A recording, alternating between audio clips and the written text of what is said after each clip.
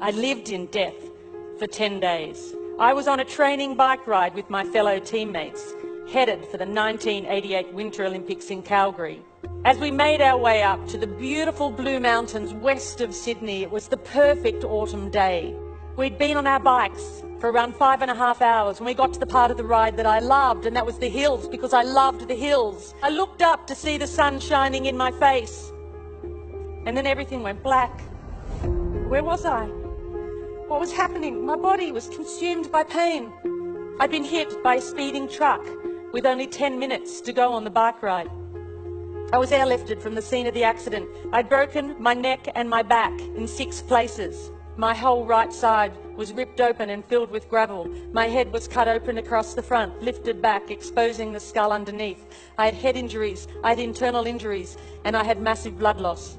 For 10 days, I drifted between 2 dimensions. I was in the fight of my life. After 10 days, I made the choice to return to my body. And when I did, the massive internal bleeding miraculously stopped. The next question was whether I would walk again, because I was paralyzed from the waist down. I woke up in intensive care to the news that the operation had been a success, because at that point I had a little bit of movement in one of my big toes, and I thought, great, because I'm going to the Olympics. But then the doctor came over and said to me, matter-of-factly, Janine, the operation was a success, but the damage is permanent. There's central nervous system nerves and there is no cure. So although we think you may get some feeling back from the waist down, you will have internal injuries for the rest of your life. You will have to use a catheter, and if you walk again, it will be with calipers and a walking frame. You're going to have to rethink everything you do in your life, because you are never going to be able to do the things you did before. I was an athlete. My body was everything. If I couldn't do that, if I wasn't that, then who was I? After almost 6 months, it was time to leave the spinal ward. I was in a wheelchair and a plaster body cast. All I wanted to do was to go home and get my life back and learn how to walk. But the head nurse at the hospital had said, Janine, I want you to be ready, because when you get home, something's going to happen. She said, you're going to get depressed. I said, not me, not Janine the machine. She said, it happens to everybody. I was in a wheelchair, a plaster body cast, attached to a catheter bottle. I had no feeling from the waist down. I wanted my life back. I wanted to put my running shoes on and run out the door. But I couldn't. And I got depressed. And there were days when I didn't want to get out of bed and days when I didn't get out of bed. And I can remember my mum sitting on the bed and we were both crying, and she said, I wonder if life will ever be good again. And I thought, how could it? Because I've lost everything that I valued. At home, sitting outside in my plaster body cast, an aeroplane flew over my house. And in that moment, my eyes and my mind were open. I stopped asking, why me? And I began to ask, why not me? And I looked up and I thought, well, that's it. If I can't walk, then I might as well fly. So weeks later, my mum and my friend Chris, they bought me a pair of baggy overalls and they drove me to the local airport, Bankstown Airport, and they carried me in. And I held onto the counter because I couldn't even stand on my own. I said, I'm here for my flying lesson. And they ran out the back to draw short straws. Oh my God. And this guy came out, Andrew. He said, hi, I'm going to take you flying. I said, great. So they put me in the car and they drove me down to the tarmac. And there on the tarmac was a red, white and blue airplane.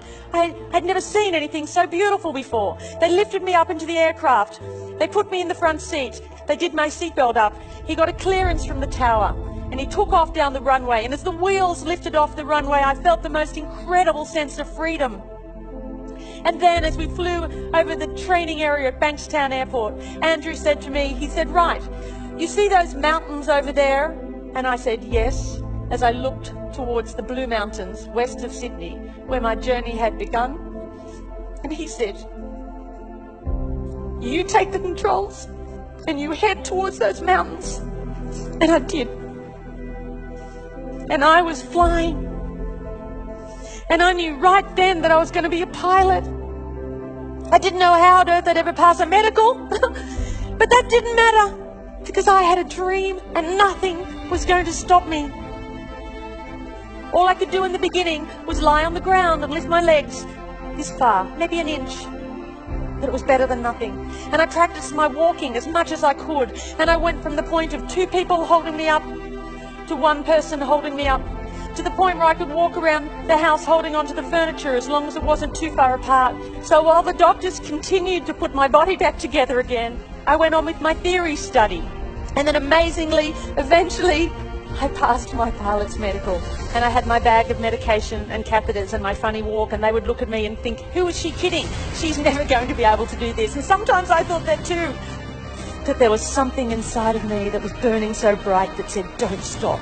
And eventually, I learned to fly. I went for my first solo, and I got my private pilot's license. And then I learned to navigate. I flew around Australia, and I got my unrestricted private pilot's license. And then I learned to fly in bad weather as well as fine weather, and I got my instrument rating. And then I got my commercial pilot's license. And then I got my instructor rating. And then I found myself at that same school where I'd gone for that very first flight, teaching other people how to fly.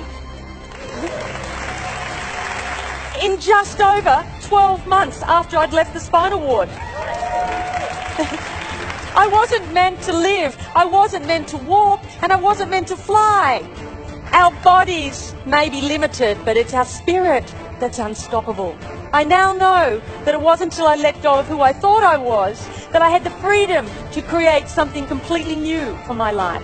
It wasn't until I let go of the life I thought I was supposed to have, that I'd worked so hard for, that I was able to embrace the possibilities that waited for me. I now know that my real strength never came from my body.